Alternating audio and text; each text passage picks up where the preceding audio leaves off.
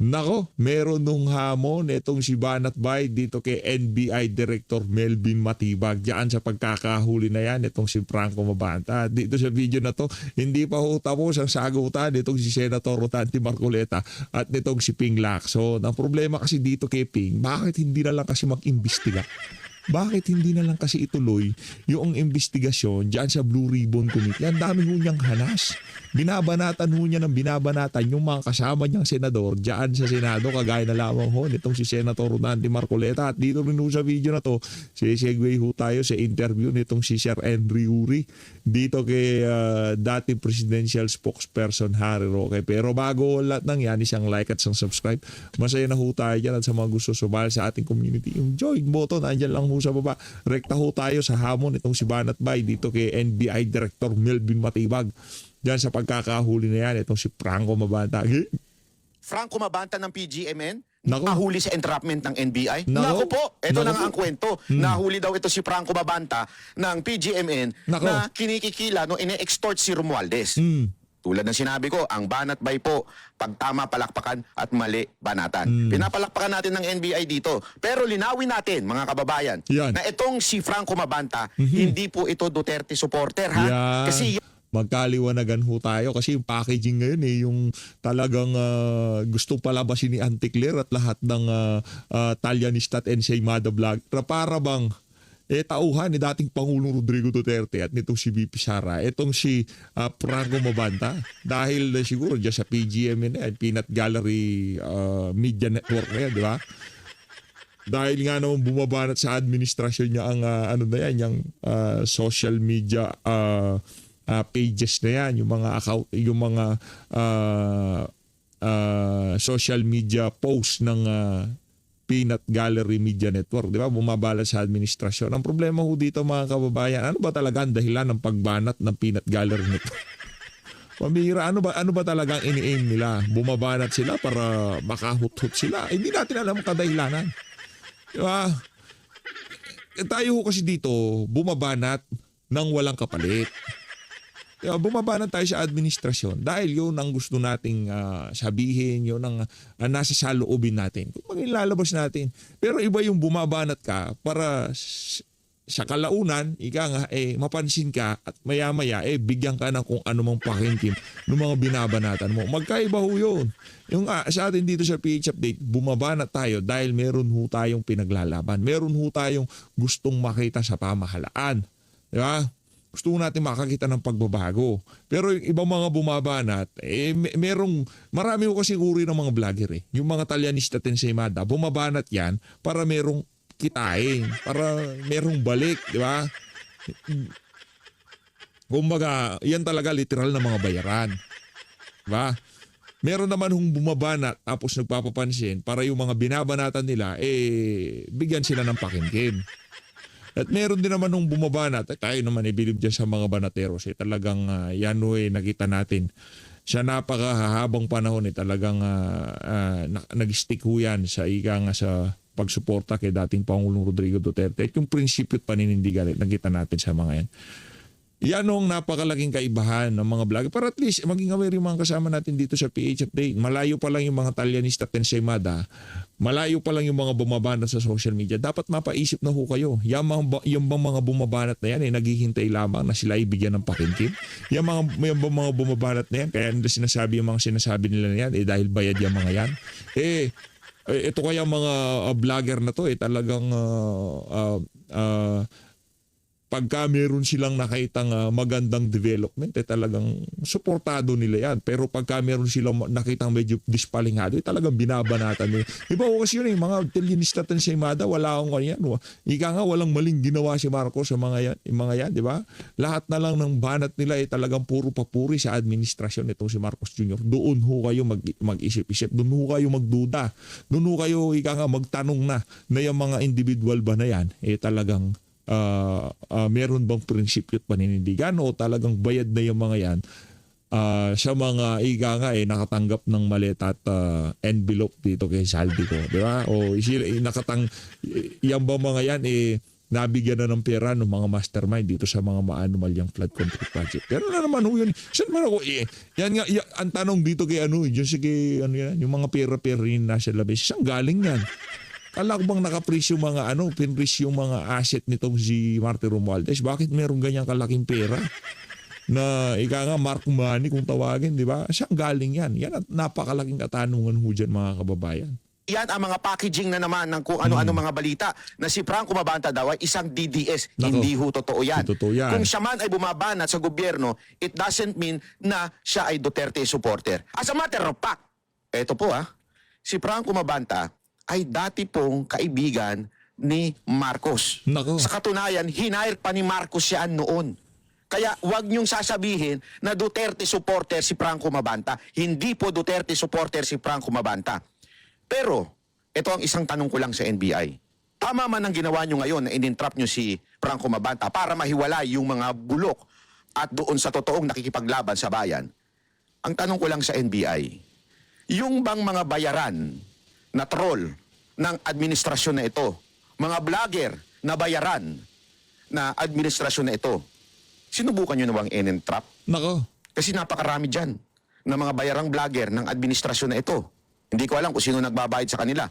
Para si Balita ho natin, natatanggap daw ho ng mga yan. Mababa yung 500,000 pesos kada buwan. Diyan sa mga bayarang vlogger na yan ng administrasyon. Diba? Hindi na ho natin papangalanan. Pero kilala nyo naman, alam nyo naman kung sino-sino yung mga individual na yan na talagang kahit kitang-kita na yung mga palpak na trabaho ng administrasyon ni Marcos Jr. Patuloy pa rin ho sila sa pagsuporta at pagtatanggol dito sa administrasyon na to. Kilala nyo ho yung mga vlogger na yan. Balita ho natin yung mga vlogger daw ho na yan. Mababa yung 500,000 piso kada buwan.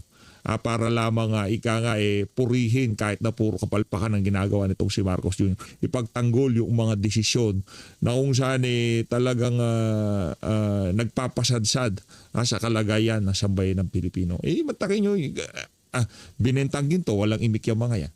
Kinuha ang pera sa PhilHealth, pinagtanggol ng mga yan. Di ba? Yung suportado nila, yung naratibo ni Auntie Claire, na yung pera ng PhilHealth, pinanggawa ng kalsada, pero para meron daanan yung ambulansya. Di ba?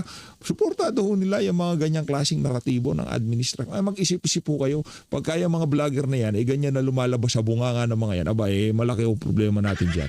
siraan si BP Sara Duterte, in-entrap nyo na po ba? Sana pati yun. Para hindi kayo matawag na bias. Maraming salamat sa inyo, NBI. Pero, Direktor, ito isang hamon sa iyo. Nako. Sana, pati yung mga bayaran para siraan si BP Sara Duterte, i-entrap nyo rin. Yun eh. Dapat lang talaga tayo siyang ayon dyan sa hamon na yan, itong si Banat Bay, dito kay NBI Director Melvin Matibag. Rekta ho tayo kay Senator Rodante Marcoleta. Hindi, bago natin puntahan to, pakinggan ho muna natin ang interview nitong si Harry Roque dito kay Henry Uri dyan sa DZRH. Secretary Harry, magandang hapon sa inyo. Ay, magandang hapon, Henry, at magandang hapon, Pilipinas. Teka muna, pag-usapan nga natin ng kabahagyang si Franco. Sino ba si Franco? Kilala mo ba si Franco Mabanta? Well, kilala ko yan talaga bilang isang vlogger, no? At ang alam ko, sa mulat-mula, siya ay malapit sa mga Marcoses. Bakit ko nasabi yan? Kasi nung ako ay spokesperson, ang pakilala niya sa akin ay, among others, tumutulong din talaga siya sa social media ni Bongbong Marcos. Okay. Diyan ko siya nakilala dahil sa kanyang ties with Bongbong Marcos. At ako naman, bilang spokesperson, lahat naman ng vlogger, lahat ng mainstream media, may access sa akin, no? So, nakakainis nga na ginamit pang picture. Wala ho tayong access dyan. No? Hindi lahat ng vlogger, hindi naman totoo yung lahat ng vlogger may access kay Spoksari noong mga panahon na yun. Wala ganun. Ni Auntie Claire, extra lang ako dun sa picture ni Franco at ni PRRD, no? Meron naman kami mga picture na talaga kami magkasama at mas gwapo ko dun sa mga larawan na yun. Hindi pa yun ang ginamit. Pero teka muna, kasi ako, kinukwento ko kanina, I covered the palace, I covered you during the previous administration. Hindi ko naman nakita itong si Franco kahit sa iyong mga press cons. Wala akong na-cover sa kanya. Hindi ko rin nakita na may okasyong tayong naroon din si Franco. Kayo ba ni Franco meron bang pagtatrabaho kayo na nagtrabaho kayo for the previous president? Lilinawin ko po yan. Walang naging opisyal na function itong si Franco Babanta sa administrasyon ni Presidente Rodrigo Romualdez Duterte. Ang pagkakakilala namin sa kanya ay bilang isang vlogger at ang palasyo naman ay bukas sa lahat ng mga vloggers, sa lahat ng mga mamamayan. Kaya nagkaroon siya ng mga pictures sa akin at kay Presidente Duterte. Gayunpaman, hindi ko maintindihan bakit dinideny ni Auntie Claire ang koneksyon. Inanunsyo naman talaga ni Marcos Jr. talaga na minsan ay si Franco Babanta in charge ng kanyang social media. No? Siya naging social media director. Meron pa akong larawan ngayon na pinost sa aking Facebook na galing mismo sa Facebook din ni Franco Babanta. Nagpa-party pa ang mag-asawang Marcos sa kanilang tahanan sa Forbes Park para yung isang birthday ni Franco Babanta. So yan bang gagawin ng hindi kaibigan na magpapaparty pa sa birthday doon mismo sa pamamahay nila? At doon sa larawan na pinost ko sa Facebook ko ngayon, pati nga yung aso ng mga Marcoses kaibigan ni Franco Babanta. Pero alam mo, ang nakakatawa, hindi ko maintindihan sa Auntie Claire dahil ang issue naman talaga rito, yung pag-aaresto ba kay Franco Babanta ay panunupil or contra-extortion. Sa tingin ko, wala namang kinalaman kung anong relasyon niya sa mga Marcos, kung anong relasyon niya sa mga Duterte. Ang issue lang is, meron bang katotohanan yung sinasabing extortion? Dahil kung wala, talaga na bang kilala din natin ng PGMNA na isang social media outfit na malaki rin ang reach, no? So, posible meron din panunupil.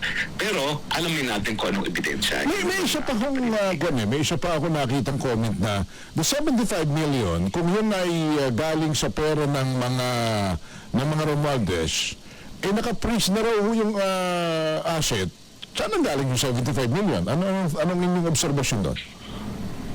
Kasi yan ang mga magnanakaw na yan, lahat nakamaleta Hindi naman ako nasusurpresa na may pera pa rin sila, no? Dahil bumili pa nga yan ng bahay sa Forbes Park para gawin lamang imbakan ng pera. So mga tsani na yung mga yan, alam nila na ang kanilang nakaw hindi dapat i-deposito sa bangko dahil malalaman na ang black, no? So sa akin, hindi big issue yan. Dahil alam nga natin, gaya na sinabi mo, Bibi Sara, ang mga magnanakaw, hindi nagde-deposito sa bangko, nagtatago sa mga maleta. Naku. So ngayon, pinabubulaan na ninyo na kilala ninyo, may kaugnayan kayo, nakatrabaho ninyo at naging bahagi ng administrasyong Duterte si Franco Babanta. Wala po ganyang naging relasyon sa panig ng administrasyon ni Duterte at ni Franco Babanta. Pagamat ang kabaliktaran ay totoo, no, na inaamin ng mga Marcoses na naging social media director nila yan at talaga naman naging napakalapit sa first couple yan. Teka, huling tanong lang, kumusta na kayo? May mga supporter ninyo rito naman. Siyempre, nangungumusta rin at nagtatanong tungkol sa inyo. Ano ba nangyayari na sa inyo riyan? Nasa Netherlands pa ba kayo? Okay naman po, ako po ay nasa Vienna, Austria at patuloy po na dinidinig ang aking petition para sa asylum at samantala naman tayo po ay nag-i-expose sa mga fake news lalong-lalo na kung ang presidente nagpapakalat ng fake news. Ano pala ang inyong masasabi kay Saldico? Anong balita na ba? Nasa France na ba ito? Ito ba uuwi, mapapauwi? Sapagkat sabi ho ng ombudsman, sila may dating House Speaker ang mastermind sa flood control scandal. Well, una po, no? Wala po ibang po pwedeng masabi dito sa kaso ni Zaldico kung hindi yung sinabi ko na. Fake news, yung siya ay naaresto sa Czech Republic at fake news, yung sinasabi lang na-detain na siya sa Czech Republic na napatunayan naman, no? Dahil sa mga naging report na rin ng DOJ na nagpunta pa sa Austria para mag-jacket. At sinabi ko na nga hindi siya na-arresto doon at wala na siya doon sa Czech Republic, no? Ganun pa man, yung sinasabi na mastermind ang Martin Romualdez at ang Zaldico, wala pong kaduda-duda, kasama sila sa most guilty, pero sa tingin ko po, ang tunay na mastermind ay ang presidente ng Pilipinas. Opo. Pero kung itong si Zaldico ay makonvict ng Sandigang Bayan, tingnan mo na malayo siya as an expert in international law, pwede ba siyang makonvict kahit naririyan siya sa, halimbawa sa France, at kung makukonvict ba ito, mapapauwi at dito makukulong? Hindi po siya po pwedeng malitis dahil kailangan magkaroon ng jurisdiction ng hukuman sa kanyang pagkatao. No? Hindi po usad ang kaso kung hindi maaresto at mapapabalik sa Pilipinas ang Zaldico. At sa tingin ko, kung siya ay gaya ko, humingi ng asylum, hindi po siya mapapauwi hanggang hindi matapos yung proseso ng pag-apply ng asylum. So in other words, malabo pa na makulong dito at maparusahan.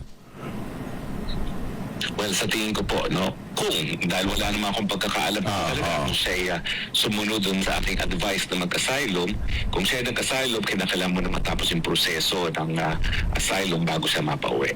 Alright. Sek, salamat po for picking up our call. Thank you. Yo. Salamat po. Pagandang araw po. Si Attorney Yun, Harry Roque ang Maliwanag pa ho sa sikat ng araw. Hindi konektado sa mga Duterte. Franco Mabanta na yan. Dami na pag-usapan kay Franco Mabanta lang na-focus siya. Yun yung yun yung kailangan nating pag-usapan ngayon. Yung pagpilit na naratibo na DDS yang si Franco. Hindi DDS yan. Ano ho yan? Social media director nitong si Marcos Jr. No? Ba't walang Kahapon po ay narinig na rin natin sa wakas yung ang pinakahihintay nating ulat ukol sa mga ginawang pagtinig ng Blue Ribbon Committee patungkol sa flood control anomalies. Ngunit, Ginoong Pangulo, ang isa pong mabigat na tanong ngayon ay hindi lamang kung anong laman nito, kung hindi paano ito iniharap sa sambayanan. 9 months from the initial hearing, 5 months from the time we released the so-called minority report, and 2 months from the time I delivered my privileged speech regarding the delays in this flood control investigation, better late than never, ika nga. yan. Subalit, nakakapagtaka naman ata na matapos ang lahat ng panahong iyon, ano po ba ang inihain sa Senado? Hindi isang formal na committee report, Ginoong Pangulo. Hindi isang rekomendasyong may bigat at otoridad ng komite. Kung hindi isang progress report na piniling ihatid sa pamamagitan ng privilege speech kahapon ng chairperson. Kung ganito lang din pala ang kahihinatnan, bakit kailangan pa niyang paabutin ng ilang buwan ang paglalahad kung ang tunay na nais ay may paalam sa taong bayan ang kinahinatnan ng mga pagdinig? Kaya ang isa pong pinakamalaking tanong ng lahat ay nasaan po yung progress sa paghahanap ng bayan ng katotohanan? Ano na pong nangyari sa komite na siyang dapat nangunguna sa pagsisiwalat ng korupsyon at sa paghahanap ng pananagutan? Baka naman ang tunay na problema ay hindi ang kakulangan ng pirma, kundi ang kakulangan sa political will na dalhin ang investigasyon sa natural na tinutumbok nitong direksyon hanggang sa pinakadulo ng pananagutan. If there's a will, there's a way. Bungad ni Senator Lacson kahapon. Kilala siyang magaling na investigador noong panahon niya sa kapulisan. Kung nanaisin niya talaga na tuntunin ang katotohanan sa pamamagitan ng ebidensya Kaya na kanyang binigyan pa ng diin, dapat ay hindi niya tinitigilan o ipinagpapaliban ang mga pagdinig. Sinasabi niya na marami daw akong dahilan kung bakit hindi ako pumipirma sa partial report. Ngunit mas marami akong katanungan sa kanyang sariling mga dahilan kung bakit hindi matapos-tapos ang investigasyon ng Blue Ribbon patungkol sa bagay na ito. May mga napako at pabago-bagong desisyon tulad ng Abril 14, naka-schedule ang pagpapatuloy ng hearing sa Blue Ribbon Committee ngunit biglang ipinagpaliban. Ngayon naman, ang kondisyon sa partial report na hindi raw magpapatuloy, Ginoong Pangulo, ang pagdinig hanggat hindi napipirmahan ang partial report. Isa itong malinaw na pag-atras sa nauna niyang sagot sa akin nung siya'y direktang tanungin ko sa bulwagang ito, Ginoong Pangulo. Gaya ng pagtiyak niyang ipagpapatuloy ang investigasyon nang lumabas ang balita tungkol sa pagkahuli ni Zaldico. The quest for truth has been effectively hostaged by the whims of the chairperson who emphasized that he respects the decision of his members, but then said that there will no longer be any hearings unless and until the partial report has been signed. He also said that he wants a healthy discussion, yet won't accept any interpellations. Ano po ba talaga, Kuya? Senator Lacson is indeed consistently inconsistent, invoking transparency when convenient, but resisting accountability the moment questions are directed at him and his report. Yan. Mr. President, are all members of the committee mandated or obligated to sign committee reports? Ito kasi si Sen Dante, binola-bola mo pa na bilib ka sa kanya eh. Tinawag ka tuloy na wala sa hulog. Binola-bola mo pa kasi na bilib ka sa kanya eh, na wala na yung ganun eh. Yung wala daw, ikaw wala ka daw sa hulog, sabi ni... Yung mga ganyang klaseng tao kagaya ni Ping Lacson, di na binubola yan. Binabalagbag yan. Can members of the BRC become compelled to sign a partial report? There is nothing in our rules that say so, Mr. President. Because his statements appears to imply that the delay in the release of the committee's partial report is the fault of the committee members themselves. How can the chair say that refusal to sign is tantamount to blocking the committee report? Isn't it the minority who submitted the so-called minority report to awaken the committee chair in submitting the report that was long overdue? Siya ay iniluklok ng taong bayan sa posisyon dahil sa tiwala nila sa isang tinaguriang independent fiscalizer ng Senado. Kumisan nga, Ginoong Pangulo ay na-associate siya bilang corruption czar, moral crusader, Mr. Clean, Mr. Clean, yan. Mr. Righteous, Holy Willy, Grabbuster. Ngunit imbis na gampanan ang kanyang tungkulin sa mamamayan, gumagawa pa siya ng isang imposibleng kondisyon, ang pagpirma sa partial committee report para lamang hindi ituloy ang pagdinig. Moreover, Senator Lacson is again spreading this false narrative na kapag hindi ka pumirma, hindi mo sinusuportahan ang pagtataguyod ng accountability laban sa korupsyon. Let's correct this false narrative, Mr. President. Hindi minamandato ng tuntunin ng Senado ng lahat ng miyembro ng komite na pumirma sa bawat report na nilalabas ng komite. At the most of it, sumasang-ayon ka kaya ka pumirma. Yan. Oo, So tama let this yan be eh. a clarification to the false narrative being peddled by the chairperson. I haven't signed the report not because I don't advocate for accountability, but because the report itself is incomplete and thus could be biased, Mr. President. To press the committee members into signing a document they are not fully convinced risks compromising both the integrity of the process and the credibility of the committee. Anong kasiguraduhan Yan. ng mga miyembro ng komite na ang kanilang pagpirma sa partial committee report ay hindi gagamitin para tuldukan ang mga pagdinig at iwasan na ang paggawa ng matagal na inaantay ng taong bayan na final report? Anong gagawin o magagawa pa rin natin, Ginoong Pangulo, kung sakasakaling sabihin niya na tapos na ang pagdinig, total majority na ang nakapirma? It could be a trap, Mr. President. Bukod pa rito, Mr. President, may isang bahagi po sa nasabing privilege speech ang kumuha sa aming atensyon at hindi namin maaaring palampasin.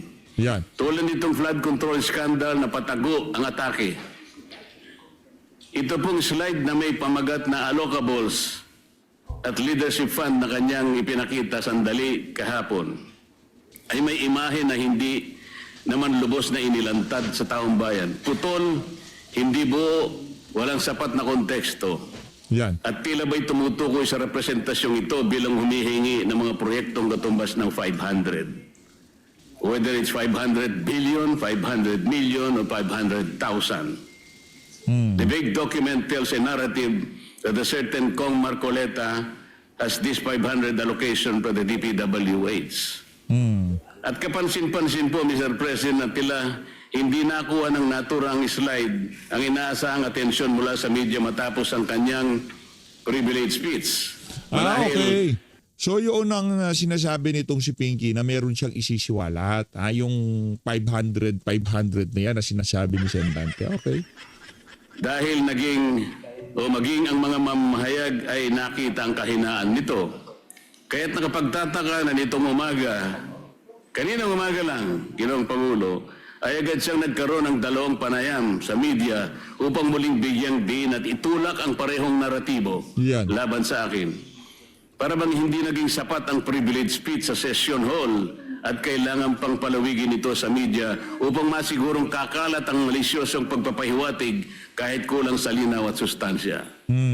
Meron pa siyang ikinuwento na noong ako ay kongresista pa at parte ng Commission on Appointments bilang chairperson ng Committee on Public Works and Highways, ako rin nang hingi ng halagang 1.5 billion na mga proyekto kapalit ng pag-confirm sa appointment ni Secretary Bonoan.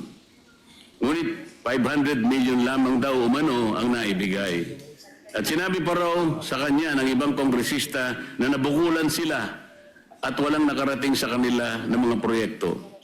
Nang siya'y tanungin kung may dokumento ba na susuporta rito, hindi niya sinagot ng direkta at bagos ay sinabi na lamang na kailangang suriin kung mayroong mga substandard at ghost projects sa mga pinagbigyan mula sa aking mga inendorso. Kung ang pag-endorso ng mga proyekto sa DPWH ay basihan ni Senator Lacson ng pagpapaimbestiga sa akin, hindi ba't halos dapat ng mga senador ay imbestigahan na rin? Ayon mismo kay Senator Lacson noong nakaraang taon, Setyembre yata yun, Ginoong Pangulo, halos lahat daw ng mga senador noong 19 Congress ay nag-insert ng allocation projects ng 2025 national budget na nagkakahalaga ng kumulang 100 bilyong piso bawat individual. Ngunit ang ating tagapangulo, kayo po, Ginoong Pangulo, pamismo ang dumepensa sa mga senador at sinabing, I would like to make it clear that whatever budgetary amendments the senators propose, the money for these projects do not in any way go through the Senate or the senator, as some of our kababayans think. It goes directly to the implementing agencies under the executive department. Sa dinami-dami ng mga pangalang nakaladlad sa kontrobersyang ito, ang ilan pa ay tila maingat na iniiwasan ng ating chairman at hindi man lamang nabanggit ng direkta kahit paulit-ulit nang iniuugnay ng mga naglutangang testigo at ilang beses nang naidawit ang mga sinumpaang salaysay, sa mga sinumpaang salaysay. Talaga namang pilit na isinasama ako sa kanyang naratibo. Masyadong halata naman ito, Ginoong Pangulo. Ako na ngayon ang pinagtutuunan niya ng pansin. Dahil ba sa ako lamang ang nagsasabi sa kanya na gawin niya dapat ang trabaho niya, Mr. President? Kung talagang hangarin ng chairman ay katotohanan at transparency, bakit tila naging targeted ang kanyang patama sa pumupuna sa kanya? Bakit hindi siya manindigan o bakit hindi niya matindigan na mismong ombudsman na nga ang nagsabi ng kanilang kakasuhan, si Speaker Martin Romualdez? Para ba sa kanya ay walang talagang kinalaman o sadyang pikit ang kanyang mga mata sa isinisigaw ng lohika? Sadya ata talagang nagbago na ang ating kasamahan. Nasaan na ang tapang ng dating Chief PNP na habulin ang mga nagkasala sa bayan? Kung itong issue nga na patungkol sa paglimas ng ating national budget ay kanyang iniiwasan at ipinagpapaliban ng matagal, ngayon gusto niyang puntahan ng umunoy breakdown ng mga proyekto para malaman kung may mga ghost projects sa mga ito. Paraan lamang niya ito upang maipilit ang kanyang naratibo laban sa akin, Ginoong Pangulo. Hindi na po ito paghahanap ng katotohanan. Ito ay pagpapalutang ng duda sa pamamagitan ng isang palabas. Yan. Hindi na rin po bago sa akin itong ganitong pailalim na pag-atake, Ginoong Pangulo. Nakita na natin ito nang siya ay sadyang nagpakalat ng isang splice o pinagtagpi-tagping video ng aking mga pahayag upang baluktutin ang tunay kong sinabi at linlangin ang publiko tungkol sa aking posisyon. Fake news pala to si Noon pa man Pino. malinaw nang may pagtatangkang sirain hindi lamang ang aking pangalan kung hindi pati ang aking kredibilidad bilang lingkod bayan. At ngayon, tila inuulit na naman ang parehong taktika mula sa isang manipulated video noon hanggang sa mga pahapyaw na slide na naglalaman ng hindi kompletong dokumentong ipinakita niya kahapon. Pareho ang pamamaraan. Nagtatanim ng duda, magpapakalat ng kasinungalingan, at lilikha ng maling impresyon laban sa akin sa halip na harapin ang tunay na issue. Nakakalungkot pa na manggagaling ang mga gawang ito sa isa sa atin sa kakulungan ito. Hindi lamang nakalulungkot kundi nakagigimbal.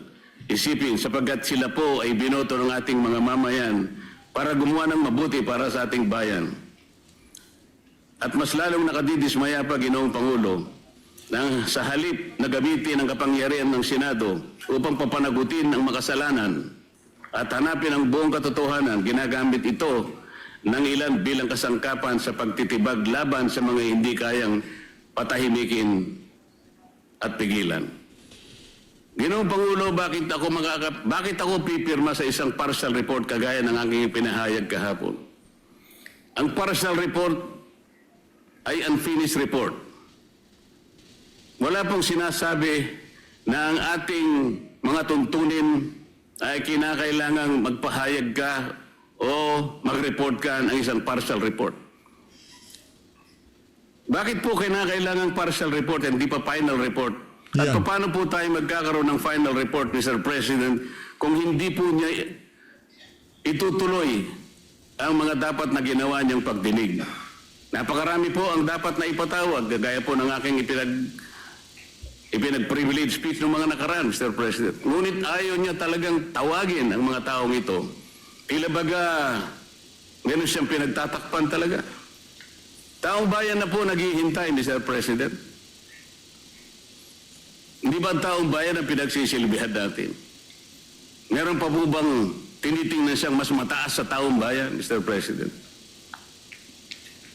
Palagi niyang sinasabi, hindi ko raw po naiintindihan ang interparliamentary courtesy. Mabigat na paratang, Mr. President. Sinabi ko nga po kahapon ang interparliamentary courtesy ay kinapapalooban ng dalawang kapulungan, ang Kongreso at saka ang Senado. Paggagalangan sa bawat chamber. Ngunit bakit po itinatanghal niyan ay galang natin ang kabilang chamber, ngunit tayo mismo dito sa ating sariling bulwagan ay hindi ko nakikita ang tunay na paggagalangan. Alin bang mas importante, Ginoong Pangulo? Kailangan ba nating munang igalang ang ating kapitbahay, pero hindi natin igagalang mismo ang miyembro ng sarili nating pamilya? Naku, yari. Dito susukatin kung sino po ang Naloko na. merong dalawang standards. Nasabi ko po kahapon,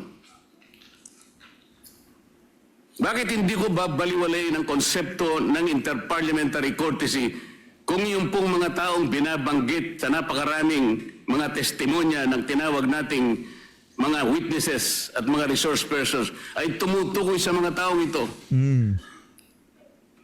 Gagamitin pa natin yun, samantalang sinabi nga natin, nilimas na nga ang pera ng bayan. Gagamitin mong pagtatakip dahil sa paggalang sa interparliamentary courtesy. Hindi ba sa unang-una pa lang sila nang hindi gumalang sa mga taong bayan na pinaglilingkuran natin? At sa kanya pong interview kaninang umaga, nabanggit niya, ako po'y wala na raw sa hulog. Yan. Hindi ko raw po maintindihan na tumayo siya dito at sinabi niya na ayaw muna niyang sumagot. He cannot yield to the floor until and unless the partial report has been signed by the majority. Madali pong intindihin yun. Ginoong Pangulo, ayaw niya talagang ituloy ang pagdinig sapagat gagawin niyang kondisyon na kinakailangan muna na mapirmahan ang partial report. Saan ka naman nakakita ng ganong klaseng pangangatwiran? Ang sabi ko po, ngayon ko lang nakita ang very highly unusual na patakaran para sa kanya. Sabi ko nga po, kung sinabi niya mismo, ayaw ko magpa-interpolate kahit kanino, lalong-lalo na kay Senator Marcoleta, diretsahan, Mr. President, tatanggapin ko yun. Ayaw niya eh. Bakit ko siya pipilitin? Ngunit kung gagawin niyang dahilan, kaya ayaw niya magpa-interpolate sapagkat gagawin niyang kondisyon na kailangan mapirmahan muna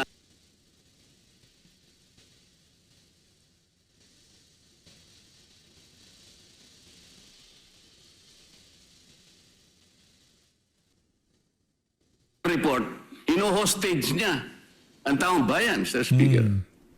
Yun po ang hindi ko kayang tanggapin. Ano ito, takutan?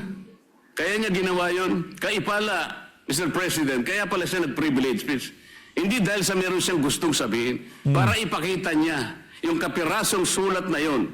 May nakalagay, Kong Marcoleta, 500. Yun po yung gusto niyang palabasin. Yan yung bago niyong sisiwalat. Ganito na po tayo ngayon, Ginoong Pangulo. Bakit ko pipirmahan yung partial report?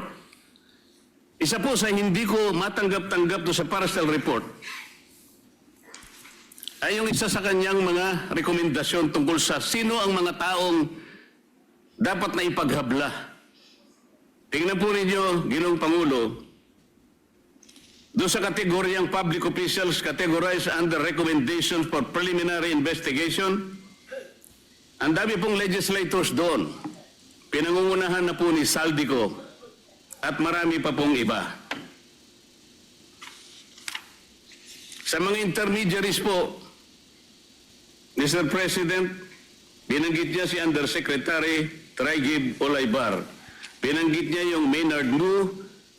Hindi ko po alam kung sino yung Carlin Villayap, J.Y. De La Rosa, Mrs. Patron, Lawrence Cruz, John Paul Estrada, Mark Tiksay, alias Peng.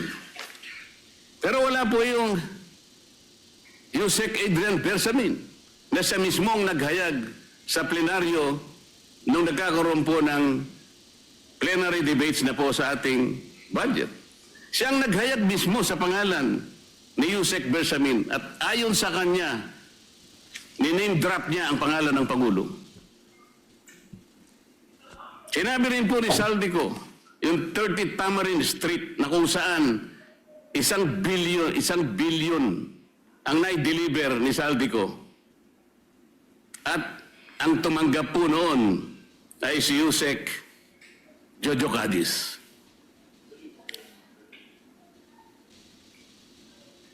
Napakabigat na akusasyon.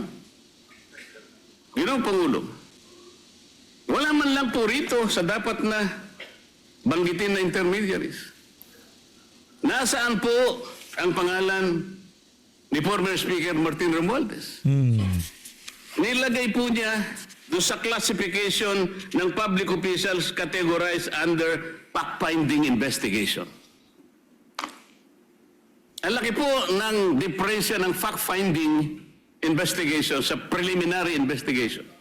Bakit po yung tinuturo mismo na mastermind, yun pa po yung nasa... Wala po sa preliminary investigation. Nasa fact-finding lang. Tingnan po ninyo yung mga lumabas sa mga dyaryo, sa mga periodiko, Ginoong Pangulo. Billionaire News Channel dated May 5, 2026. Ombudsman, Romualdez umanong tinuturing mastermind sa controversial na flood control scandal.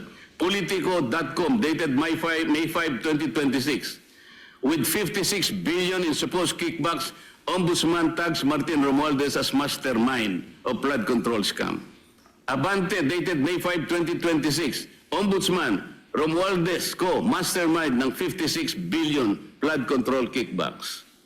Abogado.com PH dated May 5, 2026. Ombudsman panel tags Romualdez and Co. as masterminds.